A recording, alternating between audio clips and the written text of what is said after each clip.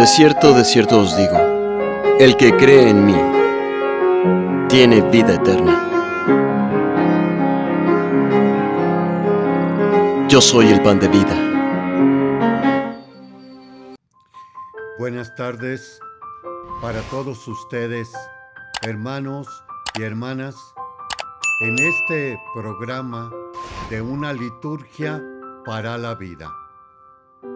Nos encontramos en el domingo 20 con la semana 20 de el calendario del año litúrgico. Ya tenemos con este domingo pasado 4 domingos que nos está acompañando Juan el Evangelista. No se nos olvide que Juan Evangelista es un evangelio bastante con gran teología. De ahí su ícono, que viene siendo una águila con la aureola, que significa precisamente el águila que se remonta mucho al cielo, a la teología, a lo de Dios. Es un evangelio también que debemos nosotros, como también lo tenemos en los estudios del seminario, verlo aparte en compañía también de el Apocalipsis, el último libro de la Biblia, que sobre todo en este libro, el Apocalipsis, hay bastantes figuras, símbolos, que de nuevo siempre Juan nos quiere decir más allá de lo que es el signo y el símbolo. Y es por eso que esto viene siendo en esta ocasión de Juan, que nos dice ahora: yo les aseguro que si no comen la carne del Hijo del Hombre y no beben su sangre, no podrán tener vida en ustedes.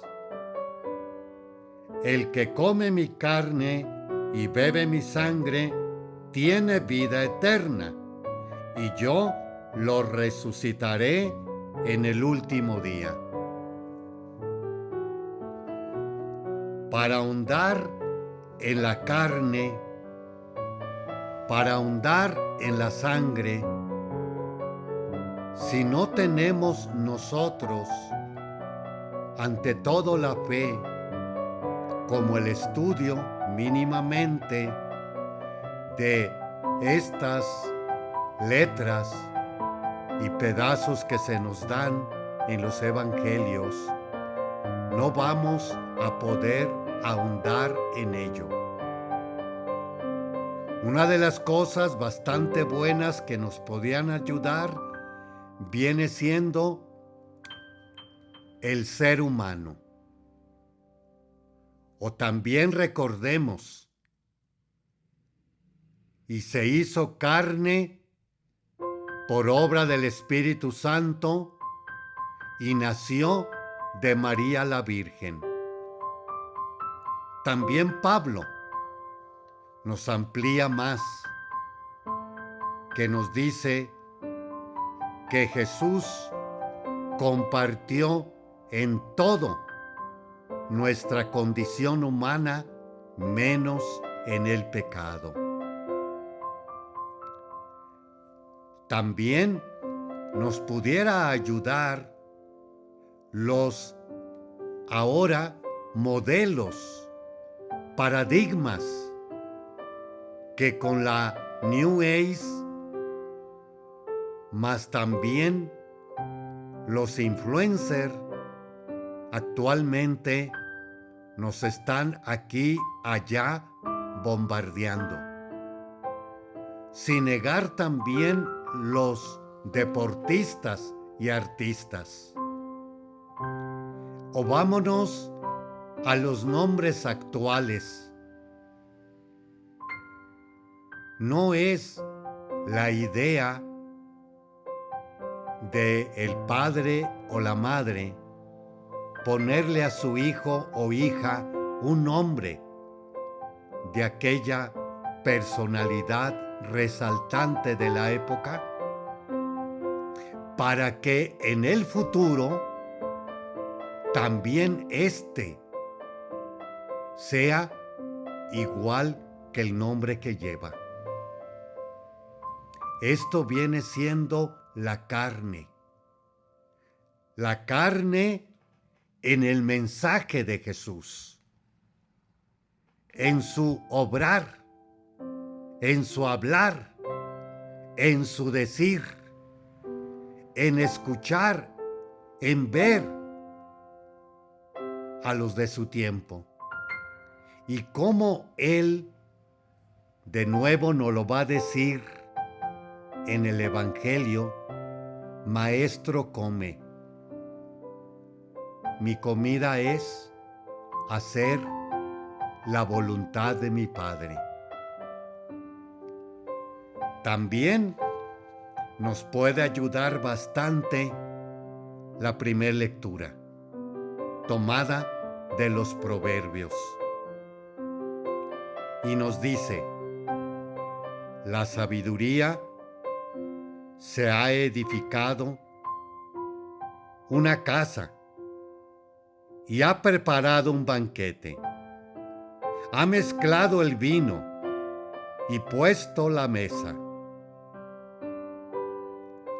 La sabiduría no es la inteligencia, no es el coeficiente intelectual, sino viene siendo aquello. También nos ayuda bastante lo de Moisés y lo de Salomón. Moisés, que precisamente pide a Dios que le ayuden otros a poder llevar el peso de la guía del pueblo. Y el Señor concede y baja o es repartido el espíritu, la sabiduría a esos 72 ancianos que se habían elegido para con ellos poder guiar al pueblo de Dios. Y no se diga en Salomón, que precisamente pide la sabiduría, e igualmente para poder guiar al pueblo, porque éste es inmenso. Y Dios le responde: porque no has pedido largos años, la muerte de tus enemigos y riquezas, te daré la sabiduría que no ha tenido otro, más lo que tú no me has pedido. Todo esto nos hace precisamente comprender al Señor en su humanidad y en su carne, que nosotros la debemos precisamente de imitar o seguir, que en otro momento también lo tenemos bastante claro en Pedro, cuando se le opone a que suba a Jerusalén, porque ahí lo van a matar.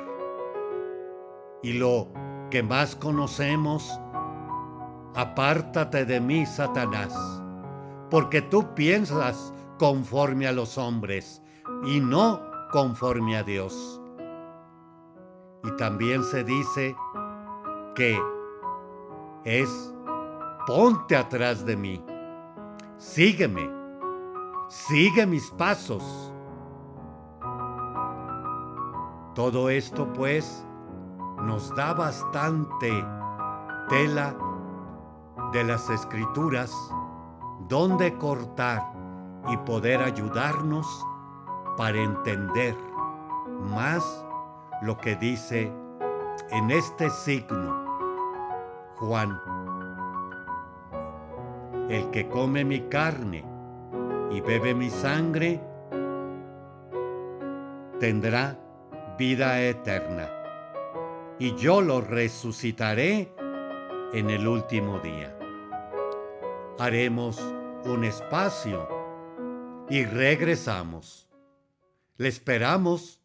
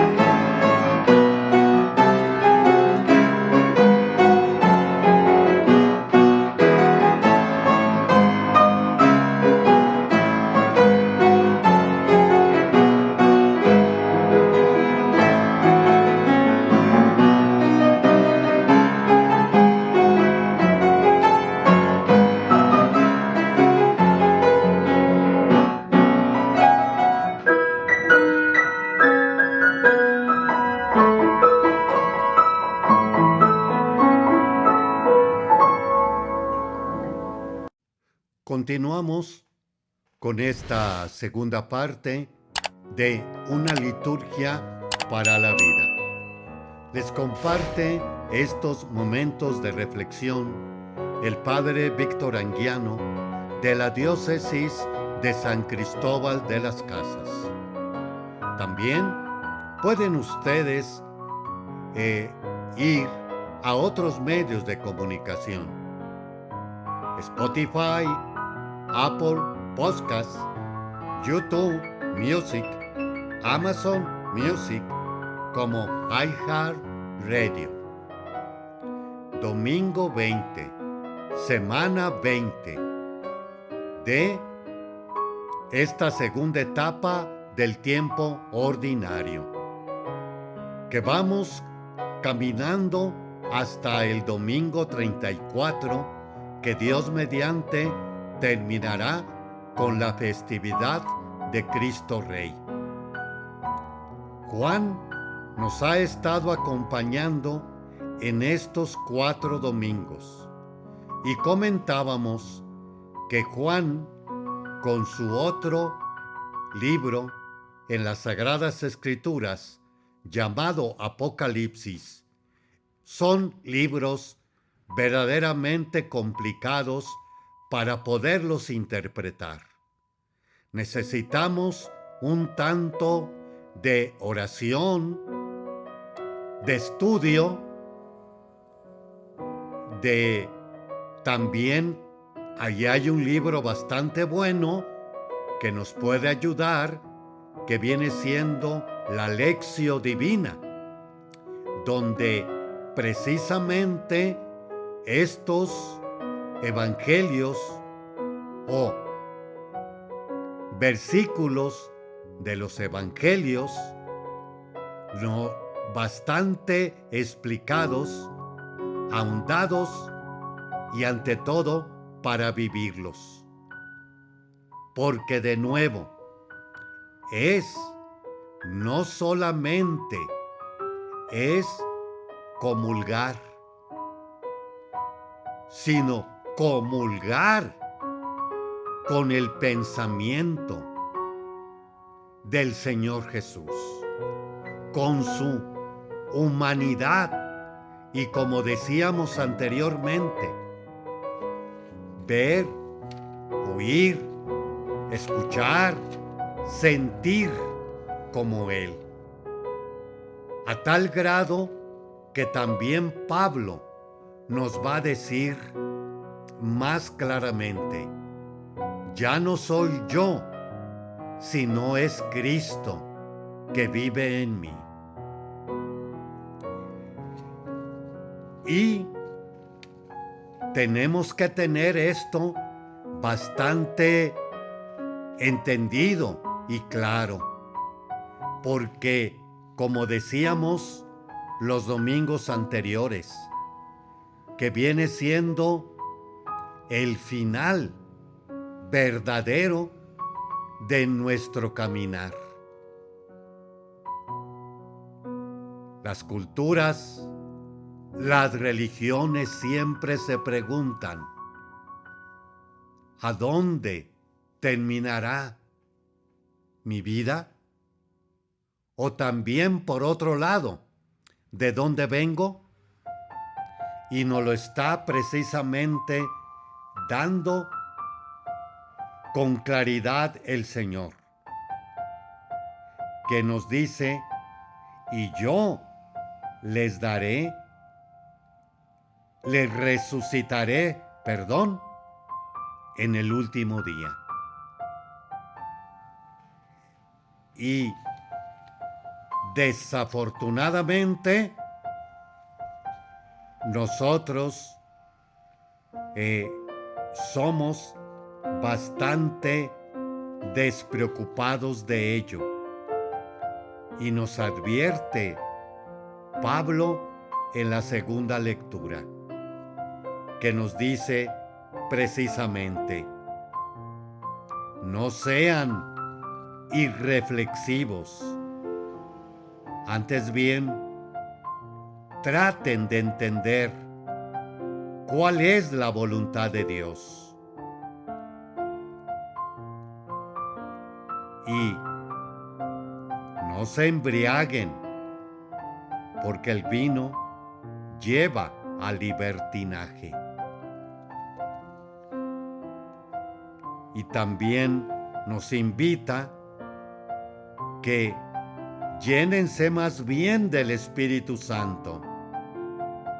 Expresen sus sentimientos con salmos, himnos y cánticos espirituales, cantando con todo el corazón las alabanzas de Dios. Bastante reflexión, pues, que nos ayuda a decidirnos a tomar el camino más recto. También no se nos olvide los mandamientos de la Iglesia, que el segundo, que viene a colación ahora, confesar los pecados mortales. Y tercero, mandamiento de la Iglesia, confesar y comulgar por lo menos una vez al año. Y la confesión, penitencia o reconciliación, es ponerme precisamente ante el espejo de la palabra hecha carne, y con ella revisar qué tanto me falta, qué tanto me sobra para poderme igualarme al Señor. Haremos otro espacio y regresamos en unos momentos. Le esperamos.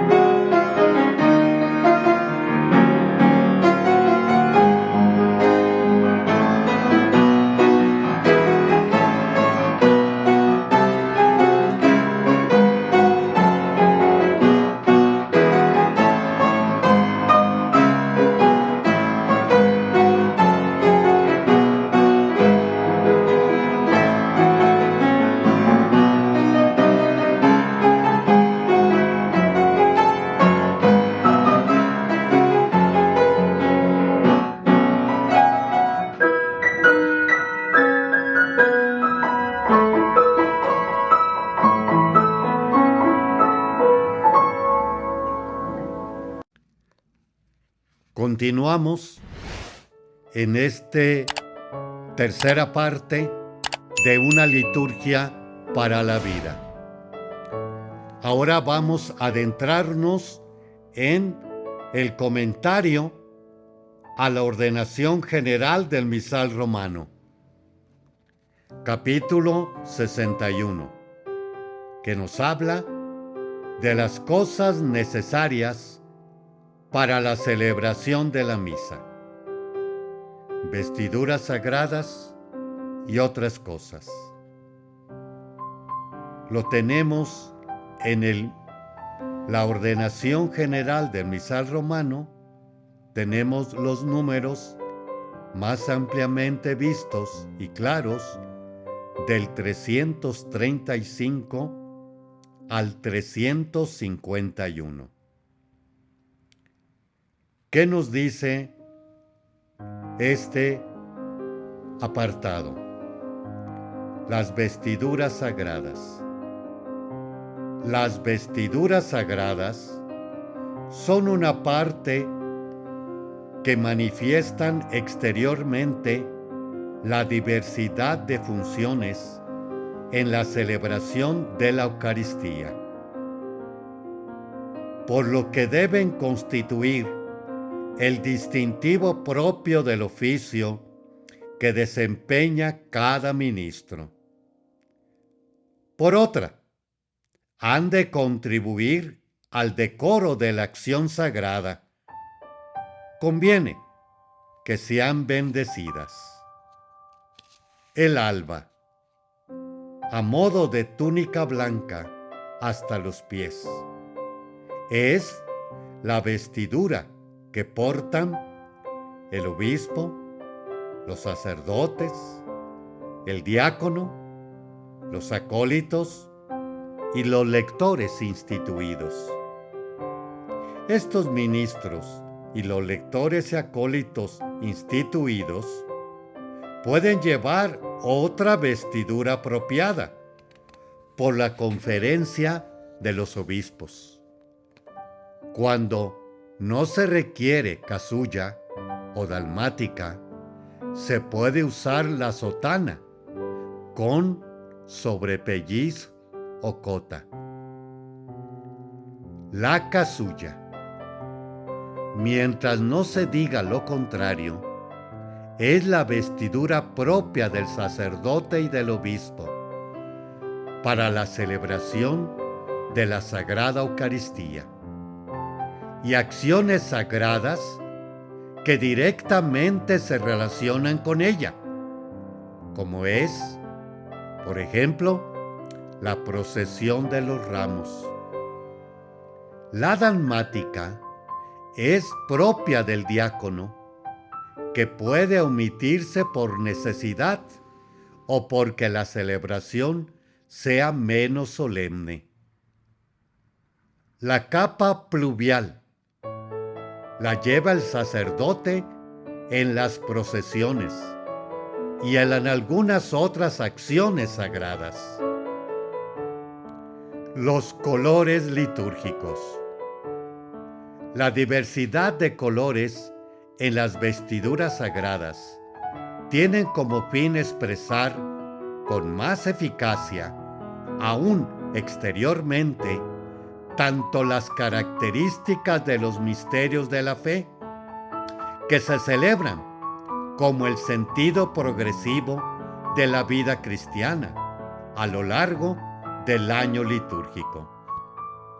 Este sentido progresivo lo podemos ver desde la preparación y la conversión, que se utiliza el morado, por la participación en la pasión del Señor e impulsados por su amor, el color rojo.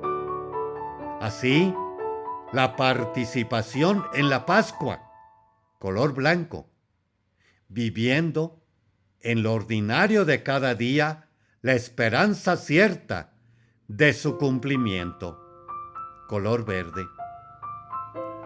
En cuanto a expresar las características de los misterios de la fe, podemos resumirlo así. El color blanco, fiestas del Señor, que no sean de su pasión, de la Santísima Virgen y los santos no mártires. Rojo, celebraciones de la pasión del Señor, Pentecostés y santos mártires. Color verde, en oficios y misas del tiempo ordinario. Color morado, en Adviento y Cuaresma, y se puede usar en las misas de los difuntos. El negro, dolor por la separación, puede usarse en las misas de difuntos. El color rosa puede emplearse el domingo tercero de Adviento y el cuarto de Cuaresma, como signo de la cercanía a la Navidad y a la Pascua, respectivamente. Otras cosas destinadas al uso de la iglesia.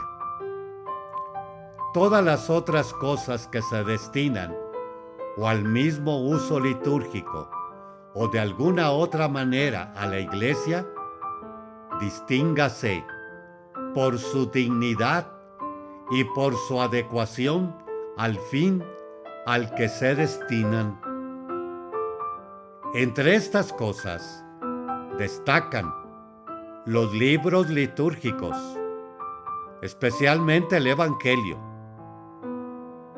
libro en el que solo están las lecturas del Evangelio, y el leccionario, libro en que están también las otras lecturas.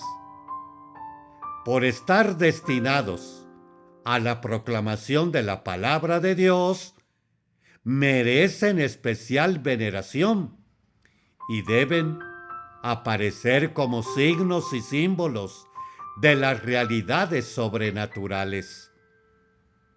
También se ha de cuidar con todo esmero cuanto se relaciona directamente con el altar y la celebración de la Eucaristía. Haremos un espacio y regresamos.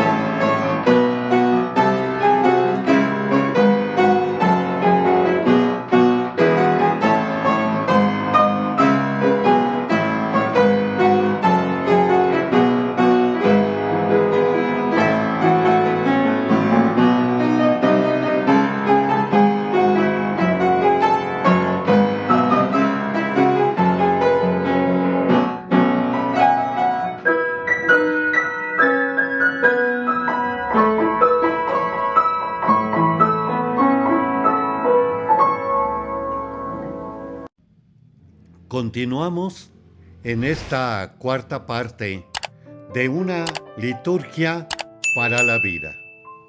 Les acompaña en estos momentos de reflexión cristiana y católica el Padre Víctor Anguiano de la Diócesis de San Cristóbal de las Casas.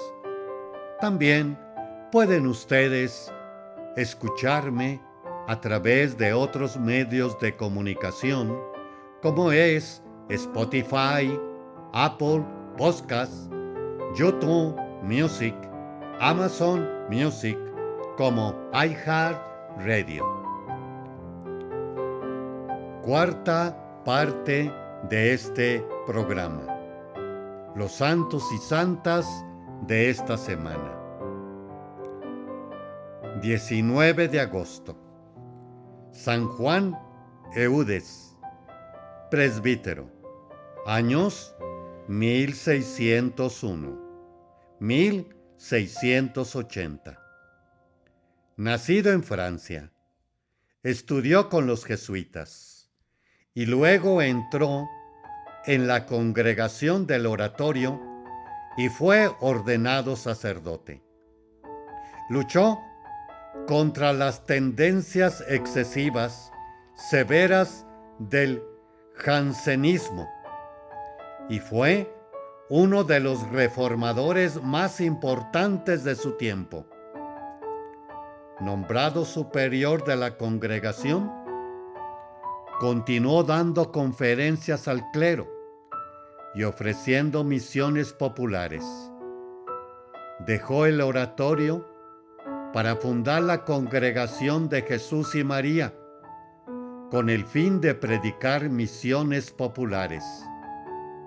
También fundó la obra de Nuestra Señora de la Caridad, que más tarde se convirtió en Instituto del Buen Pastor.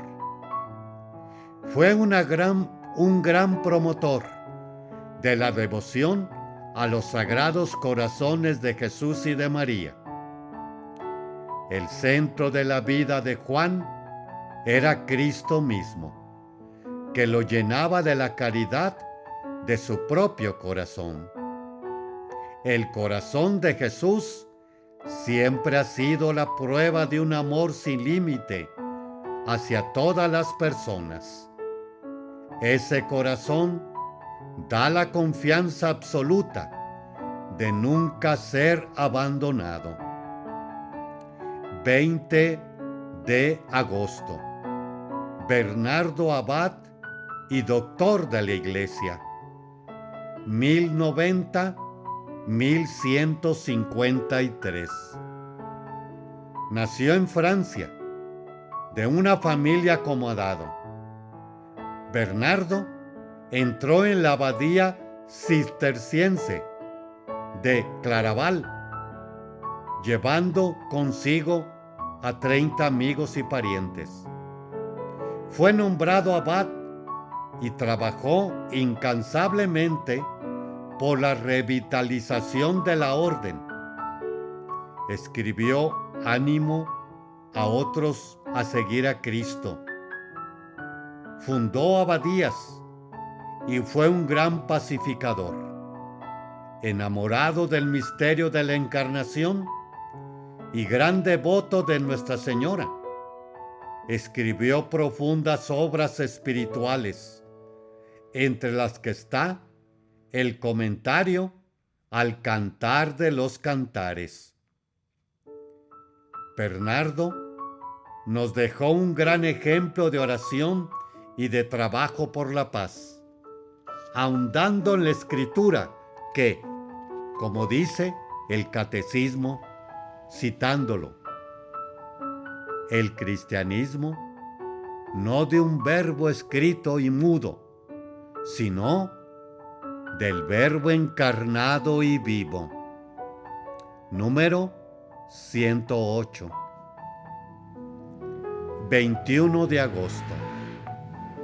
Pío X, Papa, 1835-1914. José Sarto nació en Italia. Estudió en el seminario de Padua. Después de su ordenación, sirvió en diversos ministerios de la diócesis. Fue ordenado obispo de Mantua y un poco más tarde cardenal. Fue nombrado papa en 1903, muy en contra de sus deseos. Su pontificado fue muy activo y fecundo en las reformas litúrgicas del breviario, el misal y el canto gregoriano. Revisó también el catecismo y el derecho canónico y la codificación de las leyes matrimoniales. Impulsó la reforma de la curia y apoyó la preparación de la edición crítica de la Vulgata. Animó a los fieles a la frecuente recepción de la Sagrada Comunión, cuando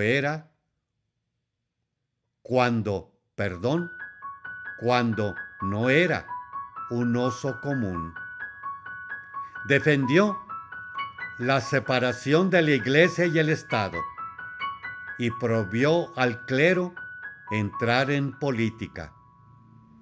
Fue testigo de muchos conflictos que empezaban a aflorar en Europa, que le preocuparon y afectaron profundamente, y murió a los pocos días del comienzo de la Primera Guerra Mundial. Pío X ofrece un claro ejemplo de sencillez y de amor, y de enorme celo por la vida de la Iglesia y la integridad de la doctrina. Su vida y actividad es reflejo de lo que dice el Catecismo sobre la ley evangélica. No añade preceptos exteriores nuevos, pero lleva a reformar la raíz de los actos, el corazón, donde forman la fe, la esperanza y la caridad, y con ella otras virtudes. Números 19:68.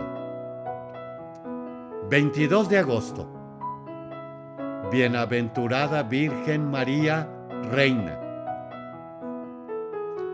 La fiesta fue establecida por Pío XII en el año 1950 para el 31 de mayo, pero más tarde se trasladó al 22 de agosto, octava de la Asunción, para mejor marcar la relación entre las dos fiestas. La Virgen ha sido saludada como reina desde la antigüedad. En las letanías del Rosario y muchos himnos de la Iglesia, como la Salve Regina, Ave Regina Celorum, Regina Caeli y otros, María es glorificada por su Hijo y reina con Él en el cielo, ya que es la madre del Rey de Reyes. Citando la proclamación del dogma de la Asunción de el Papa Pío XII en 1950, el Catecismo afirma que María fue enaltecida por Dios como Reina del Universo.